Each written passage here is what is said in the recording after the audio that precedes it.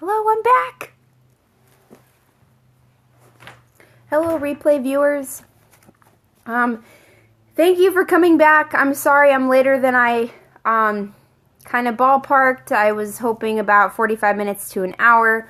The adjustment took a little bit longer because it was one of my students' parents that does the adjustments, and he's a physical therapist, and he's learning about how to do this type of like muscle release.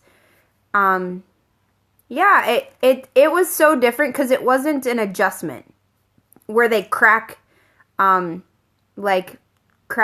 neck and stuff like that. It wasn't that. It was something different with like a lining that goes outside your muscles. So it was different. I feel really relaxed, but because it was a parent, we like got to talking and it was good. So, but it took longer than normal, but better late than never for New Teacher Talk Wednesdays. If you don't know who I am and you're a first-time person, if you could just give me a thumbs up or tell me first in the comments so I can see if I have any newcomers to our New Teacher Talk. Because anybody new is welcome. Go ahead and hit the Perry buddy and invite out to anybody who's a new teacher. Yay, I'm glad to have you. So, yes, thank you for inviting followers. So anybody who would be interested in wanting to come in, yay, I'm glad that you're here. I'm so excited. I want anybody who feels like they were going to benefit from this, and if you have joined me the last 2 times or last time, and you feel like you got something from this, please share, because I'm really interested in sharing this, and it's a tough journey to start teaching, and we just need to support each other the best that we can. So share this out with anybody who you feel would benefit. So to introduce myself, if you don't know who I am, my name is Rochelle. I teach first grade in Arizona. This is my 4th year of teaching, and I wanted to start this to help other first-year teachers or teachers that are coming into teaching. They're volunteering, they're in practicum, they're still in school. Anything that can help, because I know when I first started teaching, I wished I had somebody that would kind of talk to me from newer experience, rather than always having to ask veteran teachers, because sometimes you feel like your questions are stupid, and they're not. They're very valid, but you always feel very insecure about asking questions, and so this is a very open discussion. If you have questions, don't feel afraid to ask them, because if people are in here, they're genuinely interested, either helping you, or they might be having the same questions. So please don't be afraid to ask questions. I know where you're coming from, coming off of the first couple of years, so feel free. So, here we go. Oh, sorry. I'm Rochelle from Juice Boxes and Crayons. I always forget to say my blog in this, too. I'll get used to it. Hey, thanks for coming in! So, if you're a veteran teacher down there in the comments, please share your advice as well as we talk through. If you see questions down there, I'm trying my best to catch the questions. But if you're seeing questions come in, please help out these new teachers as well. Any advice is great advice when it comes to us newbies. It just helps us. So here we go. Just to recap from last week, we talked about, my big tip from last week was don't compare your chapter 1 to somebody else's chapter 20. Be comfortable in your own skin, in your own classroom with the abilities. You came to be a teacher because you love to teach, but don't walk into the classroom and assume that your year is going to go fabulous and it's going to look like your neighbor teacher who has been teaching for 20 years. Thank you. So, come in as a new teacher with your bright-eyed and bushy-tailed, ready to teach, but don't feel discouraged if your lesson about fractions doesn't go perfect as planned as your neighbor teacher who's been teaching fractions in whatever grade you're in for 20 years. It's going to look different. You're on a different chapter than they are. You're still learning. They've been teaching this for a while. So don't feel insecure about anything. Don't be afraid to ask questions. use your team and ask them as much as you can and learn from them. They're on a team for a reason. So don't do that. I still catch myself doing that, and I try and tell myself and remind myself all the time that teachers in the school, they're on chapter 25. They've been teaching for 25 years. They're on chapter 25 of this, whereas I'm on my chapter 4, and I wouldn't even consider that as my 4th year teacher.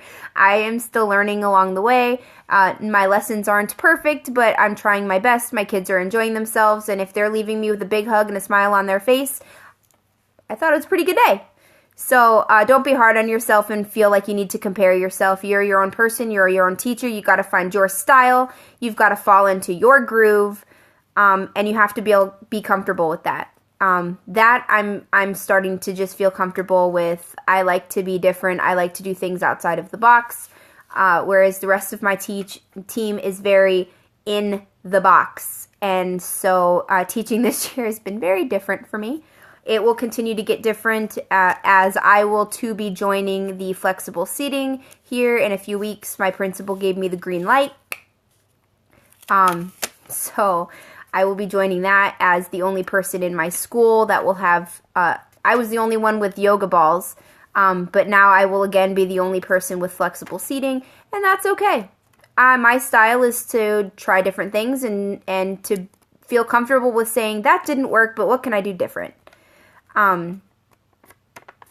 Yeah. So yes, she is. I had to talk to her about that too. I think it's next week. I'm going to have, 10 teachers, and they're all new teachers. And so this is perfect. The 10 teachers that are invited to my classroom to watch me teach, I think it's next week sometime. They're within their first 3 years of teaching. And I love that they're coming into my classroom. I don't know if they know that I'm a 4th year teacher, but I love that new teachers are coming in and they're going to see what new teachers are capable of doing. Just because we're new doesn't mean that we can't do something different and exciting and outside the box. Just because we're new, it doesn't mean that we have to teach straight to the book or teach exactly how the book says to teach. Yeah, 4th year teachers, Jess. Teachers need to know that just because you're new doesn't mean that you can't be different and you can't pave your own way. I'm paving my own way at my school. Nobody in my school does whole brain teaching. Nobody in my school has a full-blown class of yoga balls. Nobody in my school has flexible seating, which is where I'm headed within the next couple of weeks. I will have full-blown flexible seating. Yeah, this is so. I'm excited that these teachers in their first 3 years are coming in and they're observing me and watching that just because you're new doesn't mean that you can't be different and you can't have your own style and that just because you're new, go for it. My motto this year has been, why not? When teachers are like, how come you have yoga balls? And I'm like, why not? Why not have yoga balls? Or they're like, why do you teach that way with your hands and you act everything out? And I'm like, because why not? Why not get the kids moving? So my attitude this year has been, why not? So because of that attitude, that can-do attitude, I have 10 teachers coming in my classroom to see what I'm doing. So ask yourself, why not? If it doesn't work, did it hurt the kids? No. Why not? If it's not going to hurt the kids and you think they're going to be genuinely excited, then why not? Worst that could happen is it doesn't work. Then you take it and you roll with it and you learn from it. So you got to just change that into a positive. Wow, yoga balls didn't work, but how can I change this into a positive? Maybe just do small group with yoga balls. You know what I mean? So I'm really excited about that. I didn't know that they were new teachers at the time. I thought they were like training to become like administrators, and so they were learning how to use the Danielson framework, and they were picking apart my lesson to learn how to do it, but they're new teachers learning how to look at Danielson and how to implement it in their classroom. And so I was really excited that they were new. So anyway, so that was my tip from last week. Going into this week, do I feel isolated? Kind of. I feel isolated in the sense that I'm on my own. If I want to try, like this year, I was like, I want to do whole brain teaching. You're on your own. Nobody else does whole brain teaching. There's no other teacher I can go talk to and say, hey, how did that work? Or how do you do this? Or I'm struggling with the scoreboard. How can I get into the groove of that? It's all or nothing for me. And you have to be confident in yourself that you can go all or nothing and be okay with the consequence of it not working. So yeah, but I mean, it helps now, and all of you that are brand new to teaching, first, second year, and you being a part of this community is huge for you because you're getting a ton of PD in the beginning, and I wish I had this my first year. So this has been a huge benefit for us. So I do feel isolated in the sense that what I'm doing is different and that I have nobody to talk to and compare notes to. But it's nice because I'm seeing, like, flexible seating. I saw that Angie's doing it, Allie's doing it. So, I mean, I can always go to them and ask them, hey, how'd you roll it out? But they've been doing a really good job about periscoping the experience of rolling it out. So I feel pretty confident going into it. But this community allows us to have something to talk to if you want to go outside the box and just go for it. I know that's what my group, like Farah was helping me with yoga balls. Technology, Misty's been helping me go through technology to where now I have a box of 10 iPads for the entire school, and it's my responsibility to now load them with apps because I'm the iPad class. Nope. There is not interest. They think it's cool, but they think I'll bring a couple of yoga balls. Like, when I go down to a few yoga balls, they might want to try them, but they would never go full-blown in a classroom like I did. But again, my motto is why not? So if I was going to bring a yoga ball into the classroom, why not bring it for all the kids? Worst is they can sit back in a seat, and one of my kids does sit in a regular seat. But it didn't destroy my classroom. My kids are loving it. So as a new teacher, I encourage you to just use my motto. Be like, why not? Why not go for it? Why do the veterans get to have all the fun? Why can't we have fun and just go outside the box and do what we want to do? So go for it. My tip for today is don't take on the world. Don't do it. I still do it. Don't sit there and feel like you need to join. This is me last year. I was like, I need to be on, no joke, 8 committees last year. What? Oh, I'll talk about it. I need to be on 8 committees. True story, last year, this girl was on 8 committees. 8 of them. Because I was like, I want to be all over my school, and I just want to be so in my community, and I want to just get to know everybody, and it was a nightmare, you guys. I was so tired of meetings and committees and meeting with teachers about students and other students. I was like, oh, don't do it. Like, don't feel like you have to take on the entire world to impress someone, okay? My principal was less than impressed because I did 8 committees. He didn't care last year. He was like, you're going to take on 8, go for it. So don't take on too much on your plate. I'm still learning that.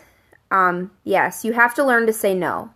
And it's hard. I'm a people pleaser, so if I really want to help. And so when people are like, hey, will you help me with this? Like loading 10 iPads, I'm like, sure.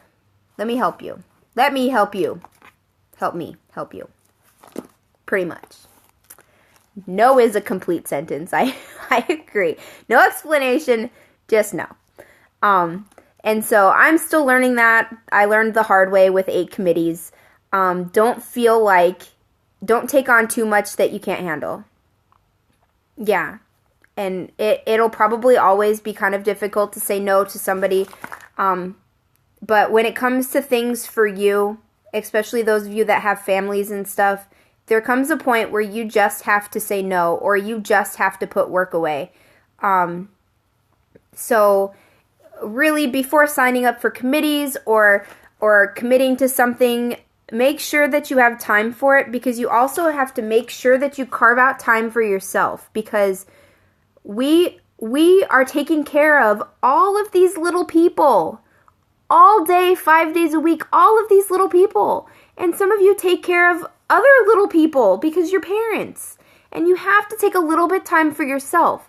So if you don't have time to be a part of the committee that does a presentation, you have to say no. If for health reasons, I'm going over options for me next year, because health-wise, I need to make some decisions that's going to be good for me. So you have to know your limits. And if you consistently go past your limit, you're going to wear yourself out and wear yourself thin, and then work becomes a little unbearable because you're stressed, and then your stress starts to kind of overflow onto your kids. And it's not your kids, it's you making too many commitments that you just may not be ready. Thank you. My mom says I should get a student teacher. I think a student teacher would be fun, but I would have to, I would have to be able to give up the reins of my classroom, and I don't know if I can do that. It's hard for me to give up control. Anybody else feel that? Like if you have to get a substitute and giving over the reins? I have a vial of it. And I haven't used it today, and I have a migraine. This is one that I got from another teacher.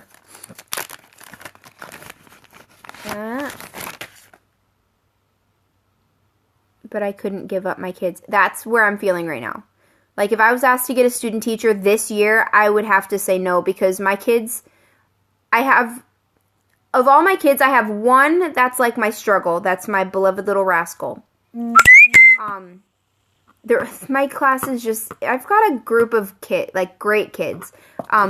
They give out trophies, my specialist teachers. We have an assembly at the end of each quarter, and the specialist teachers, they award trophies to the best classes, and my classes have won twice. They won first quarter. Our music teacher awarded our class, like of all the primary classes, my class was the best. And so we were awarded in front of the school the trophy for music. And then this past quarter, we had to give our trophy back for music so it can go to somebody else. But then we got the media center trophy. So of all the primary classes, my class was the best in library. So we're 2 for 2 right now with our trophies. So we're going to go for 4. But our goal is now PE. We're going to get the PE trophy, or the cafeteria, one of those. So I don't think I could let go of my group this year. But in terms of the oil, so it is off topic, but it has been working. I didn't take any today, so I could get a headache and see if me putting the oils on at night helped my headache. So we'll have to see. But we just mix it in a little roller. And so if you're interested, if you get headaches, you get these essential oils and you rub them on your temples, across your forehead, and on the back of your neck. And so far, it's been pretty good. But I let myself get like a full-blown headache today to see if it truly does like help get away from it. Did you say you did the student cookbooks this year? I'm going to have to do another scope on that one because they're so funny. If you haven't done student cookbooks, you have to do it, especially in primary. I'll have to do another scope of that one when I finish my cookbook. But I'm going to give them away for Mother's Day. So I will try and finish my cookbooks before Mother's Day in case you want to do these cookbooks for Mother's Day. I think they're hilarious. I'll have to write that down to do another scope on them because they're totally worth it. They're so funny. And then for flexible seating, the ideas that I'm having is obviously I'm going to keep my yoga balls. I'm going to lower a long table toward the floor and have like the chair cushions I don't think I'm going to get pillows for that. I think I'm going to do chair cushions. I have rugs already, so if they want to sit on a rug with a clipboard, I will have a couple of desks in the back that will be as tall as they can be, so they can be standing desks. And then I'm going to be looking for the under the chair pedals, like bicycle pedals. And so I'll have a table that'll have a few of those. And then I already have a table that has like regular stools from like IKEA if they want to sit there. And then I always have my regular student chairs, like my regular student seats. So those are, they've always been an option. I have a stack in the side of my classroom of like, I think I kept like 6. So those are always an option. My kids just never ask for them. So if they want to sit in regular chairs, they're still an option. But I think those are going to be the routes that I take this year. If I can find the little... Sorry, I speak with my hands. Anybody else? It helps me think. The bicycle pedals under the table. If I can find those, like on the cheap, I want those too. So, I hope today helped. Sorry, it was a little off topic and random, but just a quick recap. I'm working on recaps as well for anybody who just came in, but you can always I encourage you to watch the replay if you feel that you could take something from these chats.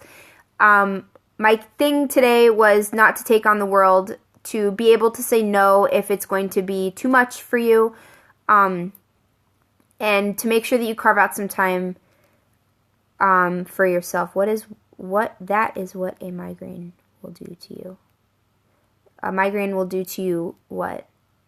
A migraine does to me, it makes me want to cry.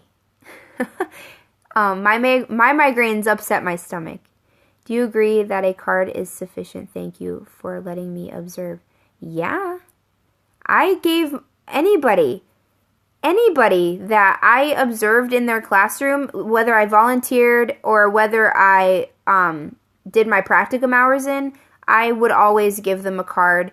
The teachers, and this is up to you, the teachers that I did the most time in, like I was in their classroom for hours a day, several days a week. I would put like a little gift card in there, like a $5 gift card to Starbucks so they can go get a drink. I kind of picked their brain because I knew I'd be in their class a lot. I know one of my teachers, she loved Sonic drinks. And so I would come in, I think my hours were like 8:30, and then I would stay until 12:30 or 1:30. And I would always just go to Sonic and pick her up a soda. Any little thing that thanks them for letting you be a part of their class, I think. But I mean, they're taking you on because they want to help. And if they're truly helping, they wouldn't ask you for anything in return, and they won't expect you to buy them something extravagant. Because if they're expecting something for it, I feel like they're kind of in it for the wrong reasons. So I would say you can pick their brain. Maybe you find a drink that they like, and you can surprise them with a Sonic drink if they like Sonic, or a Starbucks drink every once in a while before you come in. Or if I know, like when I student taught, I would get my mentor teacher like a muffin and her favorite Starbucks drinks a couple of times during the quarter. Or she would text me in the morning and say, hey, can you pick me up a Diet Coke from Sonic? And I'd be like, yeah, sure. So just get to know your mentor teacher that is helping you. And hey, thanks for coming. It's the tail end, but it was a good question, what to get your mentor teachers that are helping you. I wouldn't go anything extravagant.